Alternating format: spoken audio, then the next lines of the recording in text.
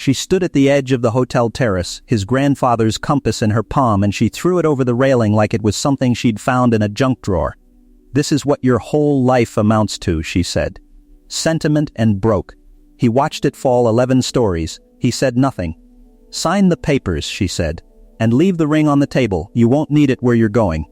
He set the ring on the table. He left. And she had absolutely no idea who she had just dismissed. So what did she see the next morning, when she turned on every screen in that same hotel suite and found his face on all of them? If you're new here, this is where real stories live. Hit subscribe so you don't miss what happens next. Let me go back, because none of this makes sense without it. Marcus Hale grew up in a house where the heat worked on alternating months. His father, Gerald, was a civil engineer who spent 30 years building infrastructure for counties that underpaid him, never complained about it, and left Marcus two things when he died of a cardiac event at 61. A brass navigational compass engraved with the words "measured twice" on the back, and the habit of keeping his real numbers private. Gerald had been burned once, badly, in his 40s. A business partner named Clifton had used his financial disclosures in a joint permit application to undercut him with the county board, winning a contract Gerald had spent 8 months developing. Gerald never sued. He recalculated. He rebuilt. But he taught his son, explicitly and repeatedly, that showing a man your full hand was a courtesy you extended only once. Marcus carried that lesson the same way he carried the compass, in his front left pocket, not on display. By the time Marcus was 34, he had built, over 11 years, a mid-sized civil infrastructure holding company called Hale Group Infrastructure, which controlled partial or full ownership stakes in 14 water treatment facilities, 3 highway maintenance contracts across 2 states, and a land remediation portfolio currently worth, on paper conservatively, just under $219 million. None of this appeared on his personal LinkedIn profile, which listed him simply as an independent project consultant. He drove a 9-year-old Jeep Grand Cherokee with a crack in the passenger side mirror. He kept his office in a converted warehouse space in an industrial district shared with 2 former colleagues named Dwight and Priya, who knew the full scope of what they were building and kept it equally private. Marcus did not hide his wealth to be deceptive. He hid it because the one time he hadn't, a college girlfriend, a conversation in which he'd mentioned his father's land holdings in passing, the relationship had pivoted on a dime in a way that never fully righted itself. He was 34 years old, and he had not yet been proven wrong about the lesson. He met Vanessa Caldwell at a fundraising dinner for a watershed restoration initiative, an event he attended not to be seen but because he had provided a grant to the initiative through a subsidiary and wanted to verify the money was being spent the way the proposal described. Vanessa was there representing a marketing firm that had donated promotional services. She was wearing a green dress and talking to a retired county commissioner about sediment runoff with what appeared to be genuine interest, and Marcus found that remarkable enough to introduce himself. They dated for 8 months before he proposed. The 8 months were, without any revision of memory, genuinely good. Vanessa was perceptive and warm and had a habit of noticing the specific. She remembered names of people she'd met once, the exact dish she'd eaten somewhere 6 months ago, the precise turn of phrase a friend had used in a text. Marcus found this quality rare and valuable. She knew he ran his own consulting work. She did not ask for specifics, which he interpreted at the time as respect for his privacy. He proposed with a platinum band his mother had helped him select. Vanessa cried the real kind of tears and said yes while they were standing in his grandmother's kitchen in the house his family had owned for decades, and for a moment the compass in his pocket felt like the warmest thing he'd touched in years. They married the following October. The ceremony was small, 41 people in an outdoor space near the county reservoir. No venue that required a deposit larger than the function itself. Vanessa's mother, Gretchen Caldwell, attended in a charcoal gray blazer and the expression of someone performing patience in a social register below her standards. She kissed Marcus on the cheek at the reception and told him he'd done well to lock Vanessa in before she could reconsider. He had laughed because he thought she was joking. Gretchen Caldwell was not, as a rule, joking. She was 63 years old, twice divorced, currently living in a condominium her second ex-husband had been ordered by a court to provide, and sustained primarily by the belief that Vanessa's primary function in life was to correct the financial errors of her mother's own romantic history by marrying upward. She had ideas about what upward looked like, and those ideas did not include a man who drove a cracked Jeep and attended watershed events for reasons that appeared to be sincere. The first 18 months of the marriage were not eroded by Gretchen's influence. Not yet. They were largely fine. Marcus was traveling 3 days a week for work he couldn't fully describe at the dinner table. And Vanessa was building her client roster at the marketing firm. And they found a rhythm that worked around the gaps. They bought a house in a neighborhood that was not as impressive as Gretchen felt it should be. They adopted a rescue dog named Clarence, who destroyed 2 sofa cushions and a pair of Vanessa's heels in his first 4 months. The small frictions of shared life were still the kind that required negotiation, not the kind that required a decision. It was around the 22-month mark that Gretchen began making regular visits. Not aggressive, not overtly intrusive, just consistent. She would arrive on a Tuesday for coffee and stay through dinner. She would comment, not unkindly in phrasing but precisely in effect, on the neighborhood's lack of a certain type of neighbor. She would mention Vanessa's college friend Becca, who had married a developer and now lived in a lakefront property with a wellness studio attached. She would look at the crack in Marcus's Jeep in the driveway with the sustained focus of someone cataloging evidence. "You know what I think?" she said to Vanessa one evening. Marcus was in the kitchen, close enough to hear, "I think you two are comfortable." And I think comfortable is a word people use when they mean stuck. Vanessa didn't defend the comfortable. That was the first time Marcus noticed something shift, not in the room, but in Vanessa's posture. She nodded, slightly, which was not a habit she'd had before. The needle moved another degree when Caitlin Marsh joined Vanessa's marketing firm as a senior partner 12 months later. Caitlin wore a Cartier watch that she mentioned specifically was from a client, drove a car with heated rear seats as a standard feature, and had opinions about which hotels were acceptable for a long weekend that did not include any category Marcus would have described as reasonable. Vanessa began spending evenings with Caitlin's circle, dinners at restaurants where the reservation waiting list was cited as a social credential, not an inconvenience. "They just have a different energy," Vanessa said, when Marcus asked about it. "They're building something." Marcus, whose holding company had completed a $47 million remediation contract for a federal environmental authority 3 weeks prior, said, "That's great." He meant it without sarcasm. But he felt, for the first time, a specific cold fact: Vanessa had no way of knowing what he was actually building, and that gap, which he had created deliberately, and which she had never pushed against, was now being filled by someone else's definition of ambition. He considered telling her. He had the conversation in his head 17 times over the following 6 weeks. In each version, he got as far as the number 219 million, which was no longer accurate given recent land value reassessments, but close enough. And then he heard his father's voice, flat and specific: "You never fully know a person until the number is on the table." He put the conversation away. He kept his pocket compass and his patience and told himself it would stabilize. It did not stabilize. Camden Shore arrived at one of Caitlin's dinners in late February, 11 months before the hotel terrace.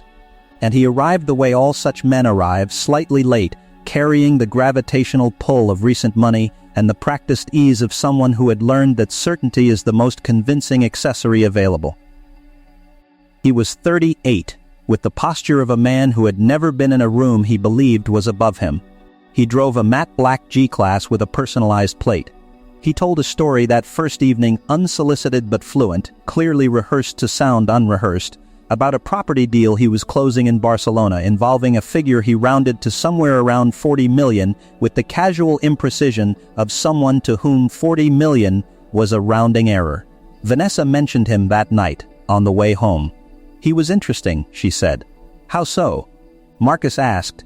He knows what he wants. He goes after it." She looked out the window for a moment. "There's a confidence to people who've actually built something."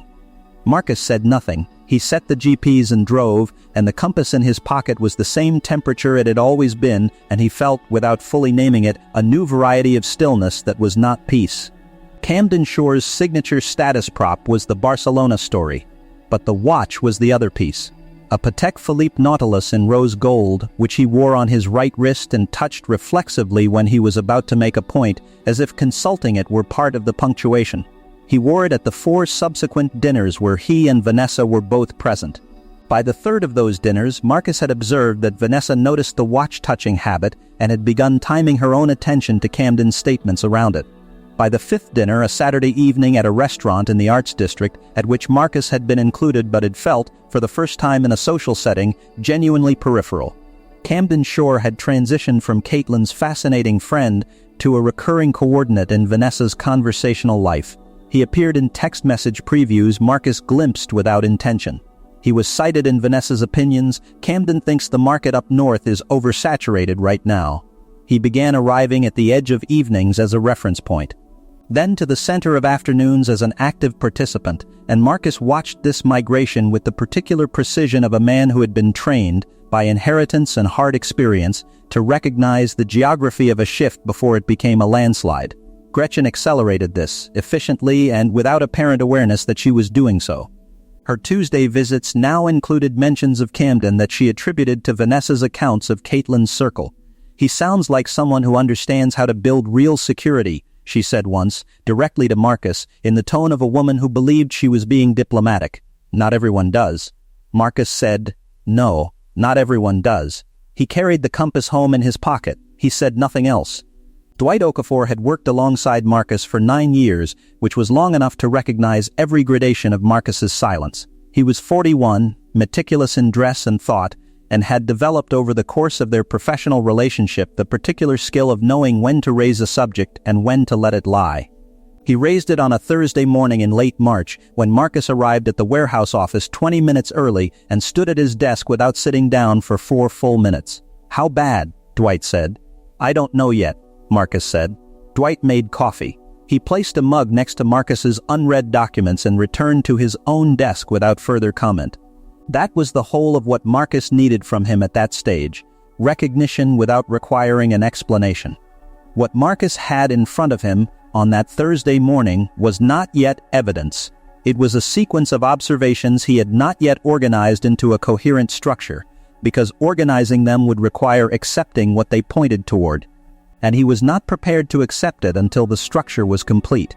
The observations were: Vanessa had started locking her phone screen at home 3 weeks ago, a habit she had not previously maintained. Vanessa had declined 2 dinners with Marcus's colleagues, citing scheduling conflicts on evenings Marcus's own calendar showed her as free. Vanessa had, for the first time in their marriage, asked Marcus, casually in the middle of a Sunday morning, what percentage of their joint account represented his personal contributions versus the project consulting income that went through the household structure. That last question was the one he kept returning to. He set the compass on his desk and looked at it. Measure twice. He was measuring. He was not yet ready to cut. The discovery came 16 days later, on a Wednesday evening in April, when Marcus returned home 4 hours earlier than expected from a site visit that had been cut short by weather. Vanessa was not home. Clarence the dog was and had not been walked, which told Marcus the absence had been longer than anticipated. He filled the dog's water bowl, set his bag down, and noticed, because he noticed the specific, the way his father had taught him, the way Vanessa herself once had, that the leather portfolio Vanessa used for client meetings was open on the kitchen counter, and inside it, partially visible beneath a stapled set of marketing proposals, was a folded document with a law firm's header. He did not touch it. He looked at the letterhead and the first 3 lines of visible text and understood enough. The document was an amended prenuptial agreement, not the one they had signed together before the wedding, but a new draft, dated 6 weeks prior, with provisions Marcus had never discussed and could not have agreed to, because they had not been presented to him. The sections he could read from that angle described asset segregation language around consulting income derived from non-disclosed business interests, which was specific and technical in a way that required someone to have provided legal detail about Marcus's financial structure, detail Vanessa should not have had access to, and which suggested she had been gathering information he had never shared with her. He refolded the document to its original position. He walked to the back porch. He stood there for 11 minutes with his hands in his pockets. The compass was in his left hand, not his pocket. He had picked it up from the counter without meaning to. What he felt was not rage. Rage was too simple an instrument for what the document implied. What he felt was the particular weight of a man confronting the gap between what he had chosen to believe and what the evidence had always been pointing toward.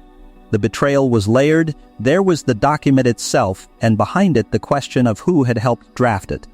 And behind that the question of how they had known enough to draft it accurately. That last layer was the coldest one. It meant someone had been given information about his holdings, information that could only have come from Vanessa, which meant she had been both the source and the intended beneficiary of the document's protections. He put the compass back in his pocket. He went inside. He started Clarence's dinner and waited. Vanessa came home 40 minutes later. She was wearing a blazer Marcus didn't recognize, and she smelled faintly of a restaurant, specifically of the kind of restaurant where the menu does not include prices. She kissed him on the cheek and asked how the site visit went, and Marcus told her calmly that the weather had shifted the schedule. And she said that was frustrating, and they had dinner side by side at the kitchen island with the leather portfolio still sitting on the counter 3 feet away from them both. She did not mention it. He did not mention it either. He called Oliver Reed at 7:15 the following morning. Oliver Reed was Marcus's corporate counsel, 47 years old, silver-haired, measured in speech, and possessed of a forensic intelligence he wore lightly but deployed with precision. He had been Marcus's attorney for 7 years and had handled the structural architecture of Hale Group infrastructure from its early expansion through its current form. He knew Marcus's full financial picture, because that was the nature of his work. And he had met Vanessa twice at company events and formed an opinion that he had kept largely to himself until now. The amended prenup, Oliver said, after Marcus described what he had seen. They used language that reflects specific knowledge of your non-disclosed holding structure. Yes, Marcus said. Who else besides me and Dwight knows the holding structure? No one who would have shared it. Oliver was quiet for 4 seconds. The question then, he said, is whether someone obtained it independently, through records, through a third-party disclosure, through someone who had access, or whether Vanessa told them. Which means she had the information to begin with. She shouldn't, Marcus said. But, Oliver said. But the language is specific enough that she might. Oliver said he would begin pulling the trail, financial records, communications where discoverable, property and asset searches against Camden Shores known entities, and that Marcus should do nothing that would signal he had seen the document. Don't confront, Oliver said. Don't move money. Don't change behavior. Give me 3 weeks. Marcus said, I know. He knew. He had learned, early and specifically, the difference between the moment of discovery and the moment of action. His father had taught him this the hard way, in the context of the Clifton contract, had moved too fast, confronted too openly, and lost not only the contract but the strategic positioning he'd spent months building. The lesson was not patience as a virtue. The lesson was patience as a weapon, deployed in service of a more complete accounting. Still, there was one morning, a Saturday 2 weeks into Oliver's investigation, when Marcus sat at the kitchen table and watched Vanessa leave the house in the kind of clothes she wore specifically for Camden Shores Circle, and felt the pull to simply say the number out loud. $223 million, as of the most recent appraisal. To watch her face reorganize. To let the document on the counter become a concluded argument. He picked up the compass instead. He held it without opening it. He put it back in his pocket and made himself another cup of coffee. 3 days later, Oliver called. I have the full picture, he said, and it's worse than the prenup.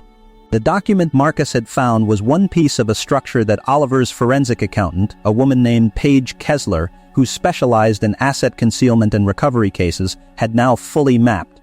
Paige was 44, had worked on 6 high-profile divorce asset cases in the previous 3 years, and had a habit of organizing her findings into numbered lists that she walked through without inflection, the way a doctor reads an imaging report. She joined the call.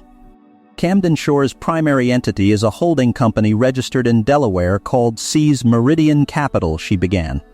It has 14 subsidiary filings, 6 of which are currently in active litigation, 3 of which have been dissolved following investor fraud complaints in 2 states. She paused to let that land. He has no confirmed equity in the Barcelona property he's been describing. The deal exists, He is a third-tier participant in a syndicate that controls a minority position. His personal stake is estimated at under $800,000, which is leveraged against a credit facility he is currently behind on by approximately $214,000. Marcus absorbed this. He set the compass on his desk. The prenup language, Page continued, was drafted by a law firm that appears on Camden Shore's retained counsel list. The specific provisions around non-disclosed business interests are consistent with language previously used in an asset access provision in a 2021 civil case Shore was involved in, where a similar provision gave him contractual access to a business partner's equity structure. She let the silence sit for a moment. The pattern is established. Oliver took over. What Page is describing, he said, is that Camden Shore's interest in your wife is not romantic in primary motivation. He identified your holding structure through a public contract filing, the Federal Environmental Authority remediation work left a partial disclosure trail, and he has been engineering access to it through Vanessa with the prenup amendment as the legal lever. If you signed an amended prenup that contained those provisions, you would have created a basis for her to claim against your holding company's income in a dissolution proceeding, and Shore's connection to the drafting firm means he would have had a mechanism to pursue recovery through Vanessa's proceedings. Marcus was quiet for a long time. He found me, he said. He found the federal contract filing, Oliver said. He didn't know who he was dealing with. Page said, he still doesn't. Marcus looked at the compass on his desk. He thought about his father and the Tuesday visits from Gretchen, and the green dress and 41 people at a reservoir, and Clarence destroying sofa cushions, and the weight of a ring on a table. He made a specific decision in the warehouse office on a Thursday afternoon in May about what the next 3 weeks would contain. What do we need to build a complete record? He asked. Page said, I already started. Oliver said, we'll need 6 business days minimum. Marcus said, you have 14. He drove home in the Jeep with the cracked mirror, made dinner. Watched Clarence sleep on the good sofa cushion he'd managed not to destroy, and did not say a single word about any of it. The event was the Caldwell family's annual summer gathering, a tradition Gretchen had revived 3 years into Marcus and Vanessa's marriage with increasing formality and escalating guest lists, until it had become a 40-person outdoor affair at a rented lakeside property. This year the location was a hotel venue with a private terrace overlooking the water. Gretchen had sent Marcus the invitation with the particular warmth she reserved for people she was tolerating on Vanessa's behalf. Camden Shore was on the guest list. Marcus had known he would be. He had factored it in. He arrived alone. Vanessa had gone ahead to help Gretchen with arrangements, in the Jeep. Wearing a jacket he'd had for 6 years, he parked between a leased Range Rover and a car with a dealer plate still attached. He had the compass in his left pocket and his phone in his right, and on the phone was an email he had not yet sent, which Oliver had drafted, and which required only Marcus's confirmation to transmit simultaneously to 17 recipients, including 4 board members, 2 investment authority contacts, and the legal department of the Federal Environmental Authority. He walked into the terrace event with a full understanding of how the next 90 minutes would unfold. Gretchen greeted him at the entrance with the enthusiasm of a woman who had already privately decided this was the last event at which he would require greeting. She said, Marcus, you came, in the tone of mild surprise she deployed when she wanted to emphasize that his presence was an anomaly rather than a fixture. I wouldn't miss it, he said. The event was at capacity. Approximately 40 people occupied the terrace, which had a view of the water and a long catered table and a bar that Gretchen had approved with the satisfaction of someone who felt the expenditure was appropriate. Camden Shore was at the far end of the terrace near the railing, holding a glass of something sparkling and touching his Nautilus watch, while speaking to 2 men Marcus didn't recognize but whom Page had identified through background research as Shore's current investor targets, a property developer from the north suburbs and a retired portfolio manager. Vanessa was near the bar with Caitlin. She saw Marcus arrive and crossed to him without the animation she'd had at these events 2 years ago. You made it, she said. Of course, he said. She looked at his jacket briefly. Gretchen is going to say something about the jacket. She usually does, he said. She was about to reply when Gretchen appeared at her shoulder with the precision of a woman who had been monitoring from 15 feet away. Marcus, Gretchen said again, with a different register this time, the public one, calibrated for an audience. Vanessa tells me you've been very busy with your project work. Consistently, Marcus said. That's admirable, Gretchen said, in the tone that meant the opposite. Camden was just telling us about a development he's bringing to market in Lisbon. The scale is, well, it's a different category. I'm sure it is, Marcus said. At that moment, Camden Shore materialized at Gretchen's side with the fluency of a man who understood the geometry of social positioning. He was wearing a suit with the kind of construction that communicated price without stating it, and the Nautilus caught the late afternoon light on his right wrist as he extended his hand to Marcus. We haven't formally met, Camden said. I've heard a lot about you from Vanessa. I've heard a lot about you as well, Marcus said. All good, I hope. Camden's smile had the practiced warmth of a man who had never been told to his face that the warmth was practiced. Educational, Marcus said.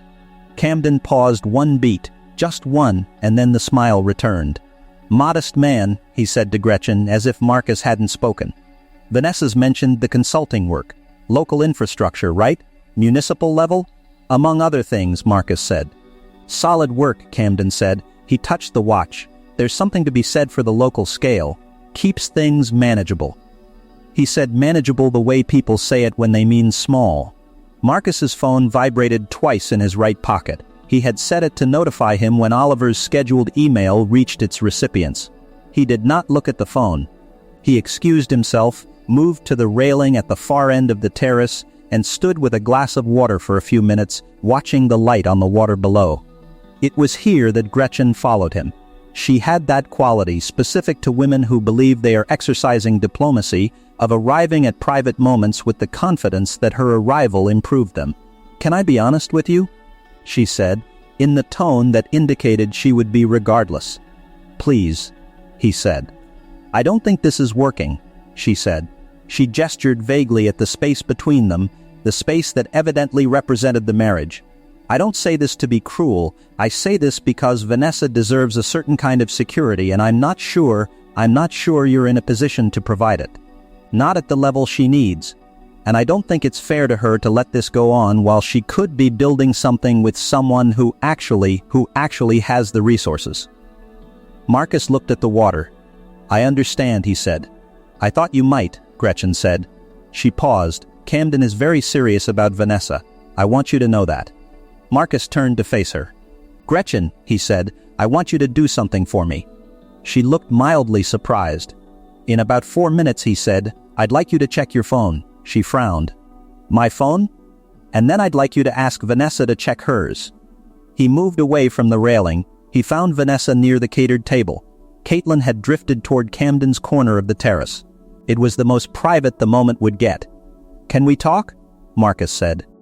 Vanessa looked at him with the expression of someone who had been waiting for a specific conversation and was uncertain whether this was it. "Here?" "Yes," he said. "I want to tell you something I should have said a long time ago." She waited. "You asked me once what percentage of our joint account came from project consulting," he said. "Do you remember that?" "I remember," she said. "None of it does," he said. "The project consulting income goes into a separate operating structure. What goes into the household account is a management draw from a holding company I've maintained for 11 years. He paused. The holding company controls 14 infrastructure assets across 2 states and a land remediation portfolio. The current valuation is $223 million. Vanessa was very still.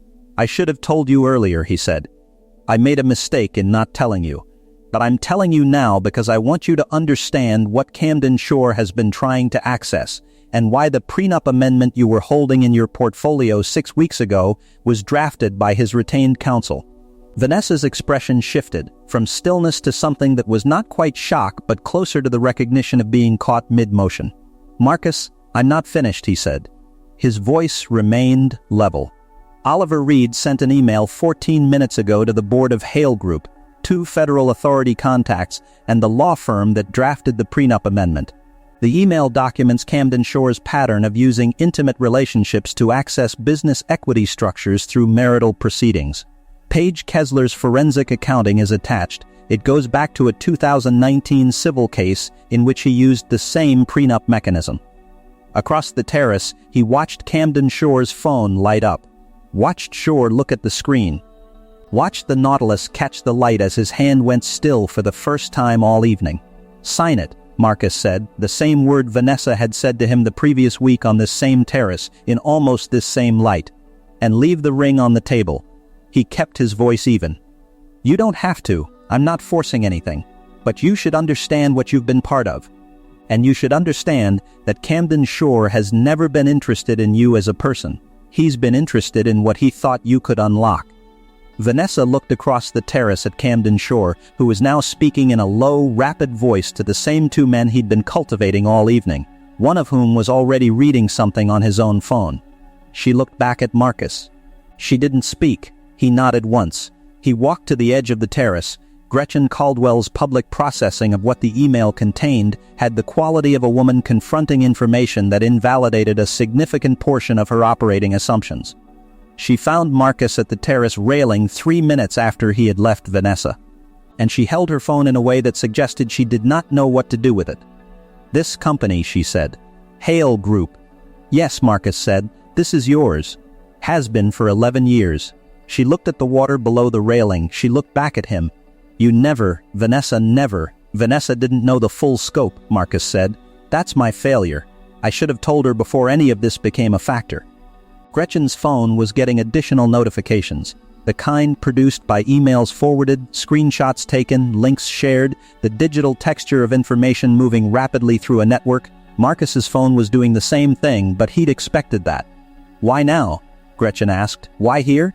"Because Camden Shore has been at this gathering every time it's been held for the past year," Marcus said, "and this is the last time he'll be relevant to your family." She looked at him for a long moment.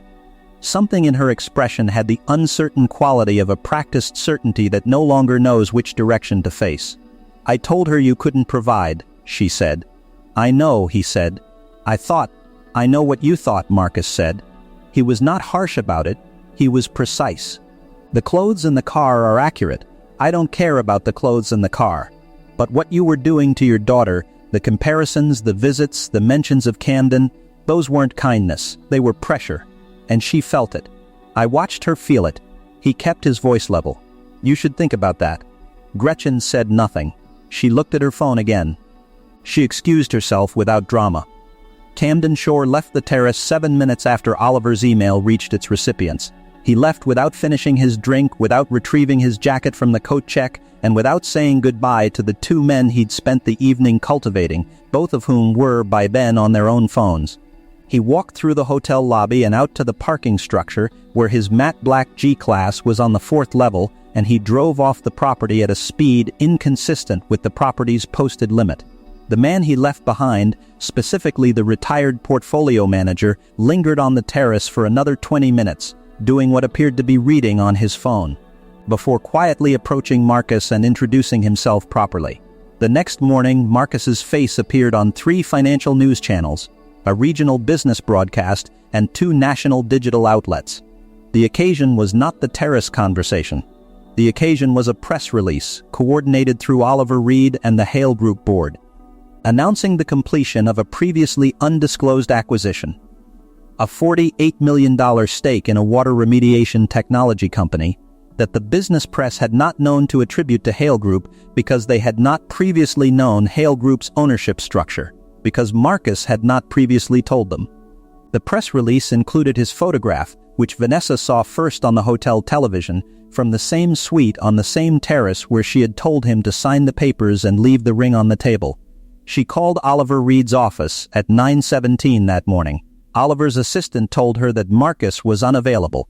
The legal process that followed was thorough, measured, and largely private in execution, though several elements became public record. Oliver Reed had retained Paige Kessler's complete forensic accounting file, and that file documented with the precision Paige brought to all of her work the full sequence of Camden Shore's coordinated efforts to access Hale Group Infrastructure's equity structure through Vanessa. The documentation included 3 years of text message records obtained through the civil discovery process, showing Shore's communications with the attorney who had drafted the prenup amendment, financial records demonstrating Shore's debt obligations and the credit facility he had been servicing inadequately, and a prior affidavit from the 2021 civil case, previously sealed but now surfaced through the litigation, in which a former associate of Shore's described the same pattern in a different context, with a different woman whose name was not made public by her request. The Delaware holding company CE's Meridian Capital was placed under regulatory review following a complaint filed by two of Shore's investor targets, one of whom was the retired portfolio manager who had spoken with Marcus on the terrace. The review expanded within 6 weeks to include the subsidiary filings that Page had flagged in her initial analysis. Camden Shore retained 3 attorneys in sequence over the following 4 months. The third was the one who eventually advised him that his exposure across the investor fraud complaints, the prenup scheme documentation, and the regulatory review represented a compound liability that made further contest inadvisable. He settled. The specifics were under a non-disclosure provision that Oliver had not pushed to lift, because Marcus had made his position on the matter clear before any of the proceedings began. Take what the law entitled, "Protect the people who depended on Hale Group's continued operation, and do not go further in the service of punishment than the facts required." "Why not go further?" Oliver had asked during an early conversation. Marcus had thought about it before answering. Hale Group employs 612 people directly, he said. Contractors and downstream workers add another 4,000, depending on the project cycle. Extended litigation creates uncertainty that affects contracts, affects renewals, affects those 4,000 people's stability. He paused. Shore being exposed is the outcome. Shore being destroyed is a different project, and I'm not interested in running it. Oliver had nodded. He had made a note in his files that read simply, "Restraint confirmed." The divorce proceeded on terms Marcus did not contest beyond what his attorneys identified as structurally necessary. The prenup amendment had never been signed by him. It had been a draft, in Vanessa's portfolio, waiting for a conversation that Marcus had interrupted before it could occur. The original agreement held. Assets were divided according to its provisions. Vanessa retained her marketing firm earnings and the household account contributions she had made. Marcus retained the holding company's full structure, because the holding company had never been disclosed within the marriage and thus fell outside the marital estate under the terms they had both signed before the ceremony. Gretchen did not contest this arrangement either. She had, according to Oliver's account of a brief communication he'd had with Vanessa's attorney, become somewhat less certain of her assessments following the terrace evening, and had directed fewer opinions at the proceeding than anyone had anticipated. What Marcus felt in the weeks following the settlement was not the satisfaction of a concluded victory. It was something quieter and harder to locate, closer to the feeling of standing in a room after the furniture has been removed, where you can suddenly see the actual dimensions of the space. He had spent 11 years building something that he had not shared with the person he was supposed to share things with. That was true regardless of what she had done with the information when she eventually found it. He did not absolve her, but he also did not exempt himself. He drove to the warehouse office on the first Monday after the settlement was finalized, parked in his usual spot, sat at his desk and set the compass on the surface in front of him. He turned it so the engraving faced him, measure twice.